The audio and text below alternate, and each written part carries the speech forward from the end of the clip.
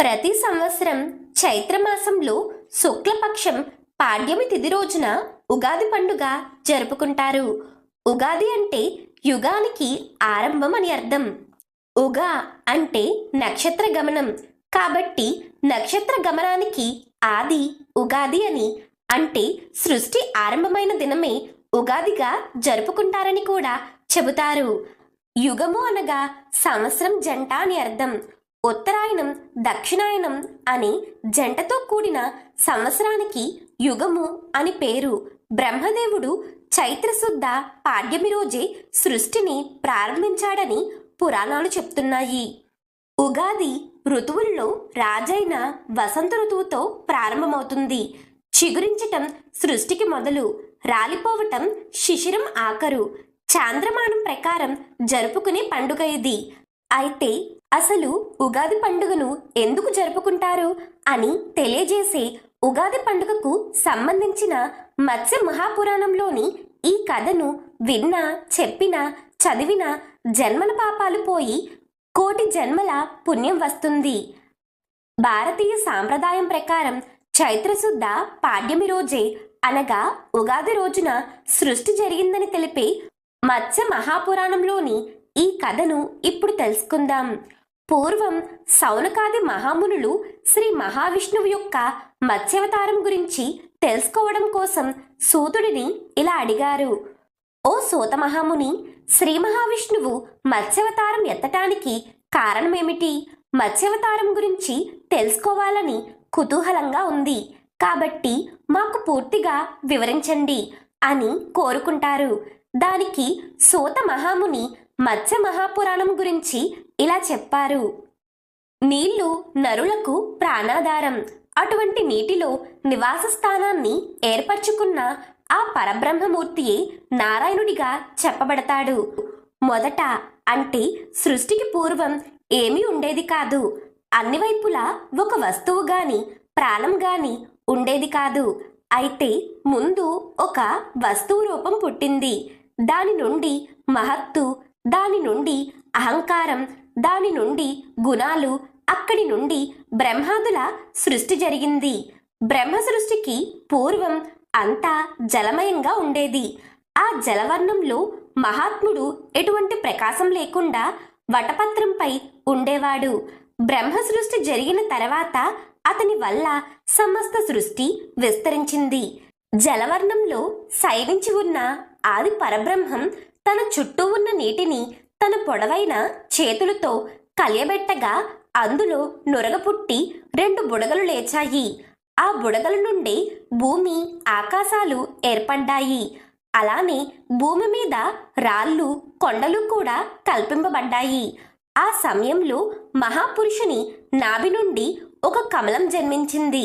అప్పుడు నారాయణుడు ఒక తుమ్మెదపై ఆ కమలం చుట్టూ తిరుగుతూ చివరకు అందులో ప్రవేశించాడు. తన తేజస్సును అందులో ప్రవేశపెట్టి బయటకు వచ్చాడు. తరువాత ఆ కమలం నుండి 4 ముఖములతో బ్రహ్మ జన్మించాడు. బ్రహ్మదేవుడు తన చుట్టూ ఉన్న నీటిని చూసి ఆశ్చర్యపడుతూ ఓంకారనాదం వినిపించాడు. బ్రహ్మదేవుడికి ఏం చెయ్యాలో తోచక ఆ తామరతాడు ద్వారా లోపలికి ప్రవేశించాడు.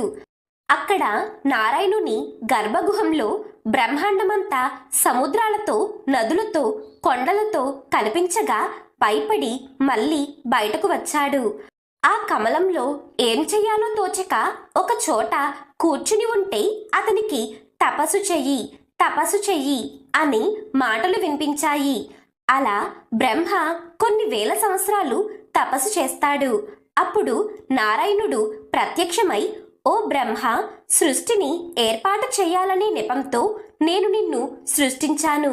కాబట్టి నువ్వు ఈ తపస్సు చేయటం వల్ల సృష్టి చేసే మానసిక శక్తిని పొందావు. స్త్రీ రూపమైన ఆ ప్రకృతి అంతా నీకు అన్ని విధాలా సహకరిస్తుంది. ఇక సృష్టిని ప్రారంభించు అని చెప్పి అదృశ్యమయ్యాడు.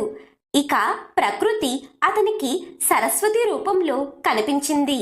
బ్రహ్మదేవుడు పురుషుడు కాబట్టి ప్రకృతి, పురుషుడు ఏకమయ్యారు. వారిద్దరి కలయిక వల్ల బ్రహ్మ ముఖం నుండి 6 అక్షరాల చెప్పున పుట్టాయి. అంటే శక్తి స్వరూపిణి అయిన గాయత్రి జన్మించింది.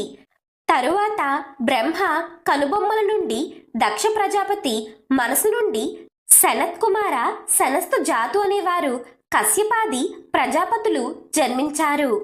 వీరందరూ నివసించడానికి చోటు కావలసిందిగా బ్రహ్మ శ్రీ మహావిష్ణువును ప్రార్థించాడు. వెంటనే కోటి సూర్య తేజస్సుతో జలాలను ఇంకింపచేశాడు ఆ శ్రీ మహావిష్ణువు. అప్పుడు బ్రహ్మదేవుడు భూమి ఊర్ధ్వలోకాలు 7 అతల వితల సుతలాది అధోలోకాలను 7 నిర్మించాడు. ఈ లోకాలన్నిటిలో దేశాలు, రాజ్యాలు, నదులు, సముద్రాలు, పల్లెలు, పట్టణాలు, చెట్లు, అరణ్యాలు మొదలైన ప్రాణులకు అవసరమైన వస్తువులను, జీవరాశులను సృష్టించాడు. ఆ విధంగా సృష్టింపబడిన జీవులందరికీ కాల ప్రమాణాలు ఏర్పడ్డాయి. ఆ జీవుల ఆయుర్దాయం 100 సంవత్సరాలుగా నిర్ణయింపబడ్డాయి. 17 రెప్పల పాటు కాలము ఒక కాష్ట, 30 కాష్టలు ఒక కళ, 30 కళలు ఒక ముహూర్తం, 30 ముహూర్తాలు ఒక అహోరాత్రులు కలిసి ఒక దినం, 15 ముహూర్తాలు ఒక పగలు, 15 ముహూర్తాలు ఒక రాత్రి, 15 దినాలు ఒక పక్షం లేదా అర్ధమాసం. ఇలా మానవలోక కాల ప్రమాణాలు నిర్ణయింపబడ్డాయి. ఈ విధంగా మానవులకు ఒక సంవత్సరం, దేవతలకు ఒక రోజుగా నిర్ణయింపబడింది.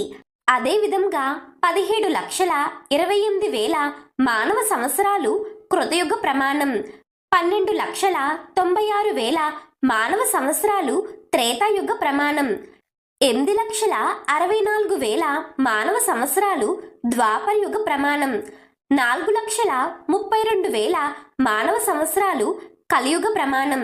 ఈ 4 యుగాలు కలిపి మహాయుగం అంటారు. ఇటువంటి మహాయుగాలు 1000 గడిస్తే బ్రహ్మకు ఒక పగలు, మరొక 1000 గడిస్తే ఒక రాత్రి.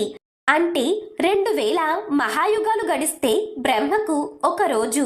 ఇలా బ్రహ్మదేవుడికి ఒక పగలు గడిస్తే ఆయనకు నిద్ర వచ్చి సృష్టి ఆపి నిద్రపోతాడు.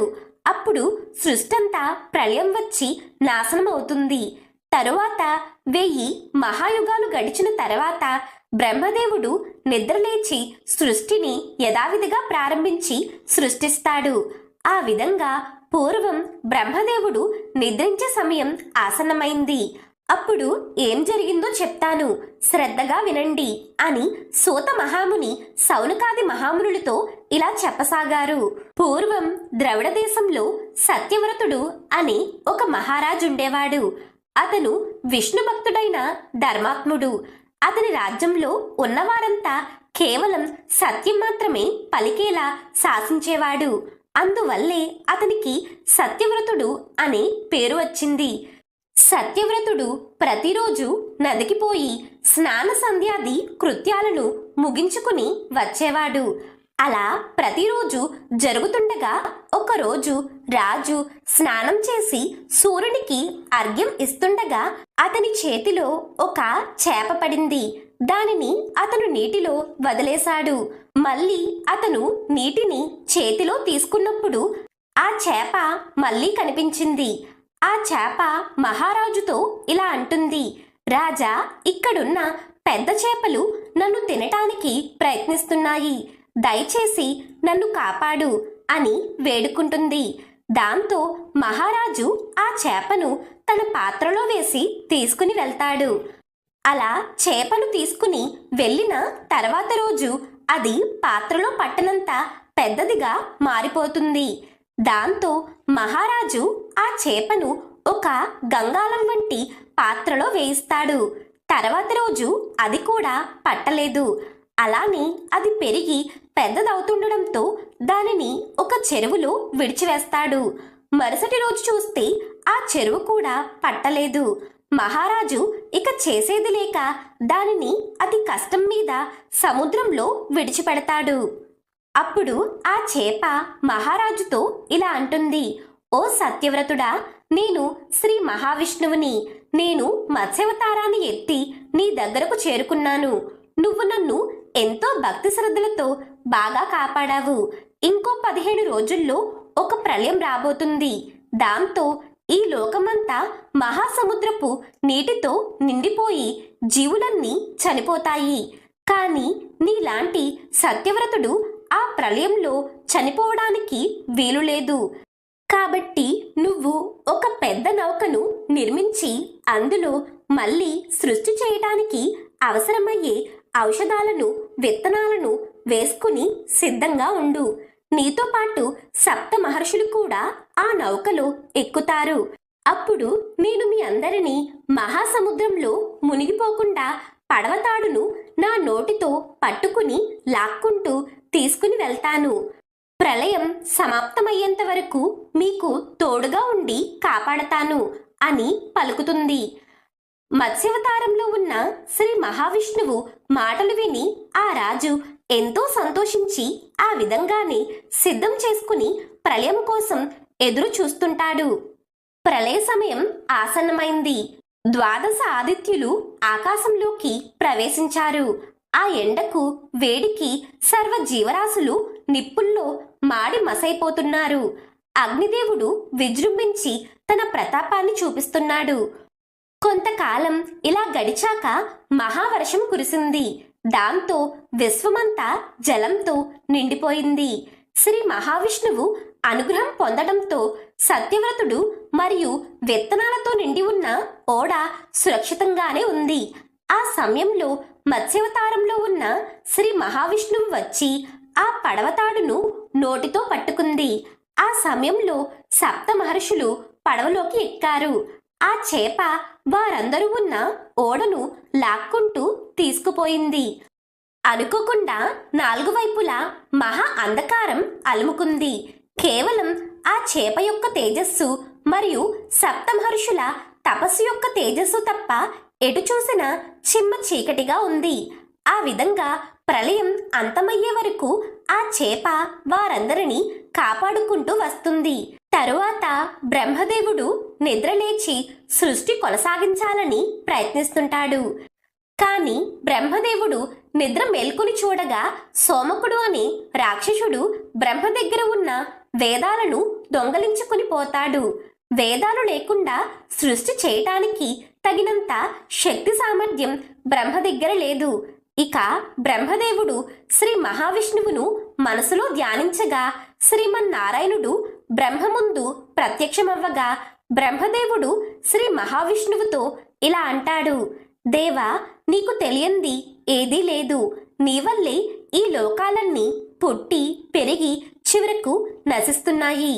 నేను నిద్రపోయే సమయంలో సోమకాసురుడని రాక్షసుడు నా వద్దనున్న వేదాలను అపహరించి మహాసముద్ర గర్భంలో దాచాడు. ఆ వేదాలు నా దగ్గర లేకపోవటం వల్ల సృష్టి చేయటంలో నాకు శక్తి పోయింది.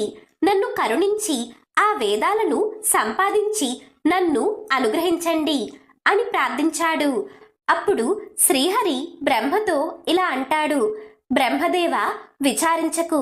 నేను ఈ మత్స్యావతారంలో వెళ్ళి సముద్రంలో ఎక్కడ ఉన్నా ఆ సోమకాసుడిని వెతికి పట్టుకుని సంహరించి వేదాలను నీకు అప్పగిస్తాను అని సముద్రంలోనికి వెళ్తాడు. సోమకాసురుడు దొంగలించిన వేదాలు ఆహార పదార్థాలు అనుకుని మింగుతాడు. కాని అతనికి ఆకలి తీరలేదు.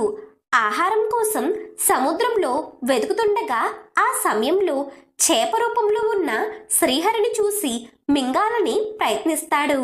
ఆ విధంగా శ్రీహరి సోమకాసురుడి మధ్య భీకర యుద్ధం జరిగింది. సోమకాసురుడు మహాబలశాలి అయిన రాక్షసుడు అవ్వటం వల్ల వారిద్దరికీ మధ్య కొన్ని సంవత్సరాలు యుద్ధం జరిగింది.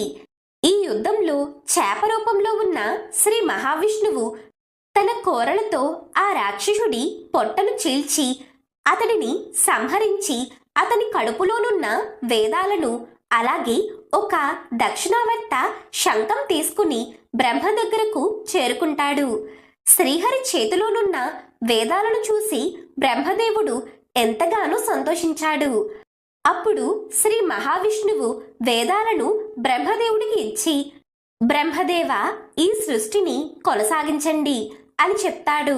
ఆ విధంగా మత్స్యావతారం ధరించి శ్రీ మహావిష్ణువు సోమకాసురుడిని సంహరించి వేదాలను బ్రహ్మకు అప్పగించిన సందర్భంగా ఉగాది పండుగ ఆచరణలోకి వచ్చిందని సూతుడు సౌనకాది మహర్షులకు వివరిస్తాడు. చైత్రశుద్ధ పాడ్యమి రోజున బ్రహ్మదేవుడు సృష్టిని ప్రారంభించాడు గనుక అది యుగానికి మొదలు కావడంతో ఆ రోజును ఉగాదిగా జరుపుకుంటున్నాం. ప్రతి ఉగాదికి ఒక పేరు ఉంటుంది.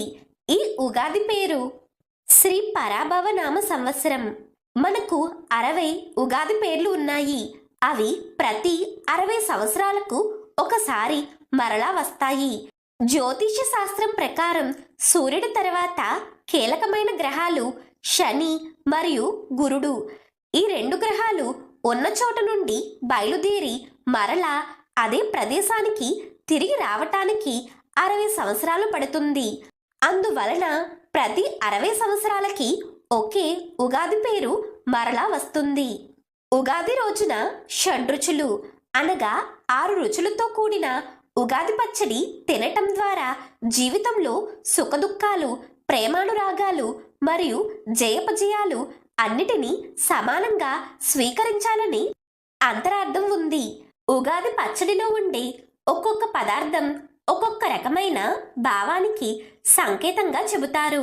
ఇందులో తీపి కోసం కలిపే బెల్లం ఆనందానికి ప్రతీక అయితే, ఉప్పు జీవితంలో ఉత్సాహానికి, రుచికి ప్రతీక. అదేవిధంగా చేదుగా ఉండే వేప పువ్వు బాధను కలిగించే అనుభవాలకు ప్రతీక అయితే, పుల్లని చింతపండు నేర్పుగా వ్యవహరించాల్సిన పరిస్థితులకు సంకేతం. కొత్త సవాళ్లకు వగరుగా ఉండే మామిడి ముక్కలను సహనం కోల్పోయేలా చేసే పరిస్థితులకు కారాన్ని ప్రతీకగా చెబుతారు. అలాగే ఉగాది రోజున పంచాంగ శ్రవణం వినటం సాంప్రదాయం. కొత్త ఏడాది ప్రారంభం కనుక భవిష్యత్తు ఎలా ఉంటుంది, గ్రహ గమనాలు ఆధారంగా వర్షాల పరిస్థితి ఏంటి మొదలగు విషయాలు పంచాంగ శ్రవణంలో తెలియజేస్తారు.